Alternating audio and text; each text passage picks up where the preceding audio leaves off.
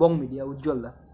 সত্যি তার মতো মানে খুবই আমি কম ইউটিউবার দেখেছি যে তার বিয়ের অনুষ্ঠানেও আমাদের প্রিয় সিঙ্গার জুবিন স্যার তার ফটোটা তার গেটের সামনে রেখেছে।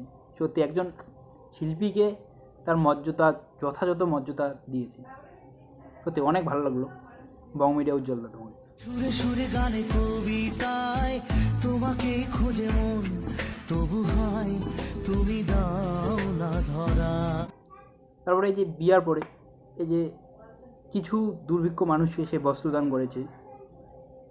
সত্যি তোমার মতো ইউটিউবার বা হেল্পফুল মানুষ আমি জীবনে খুবই কম দেখেছি দাদা।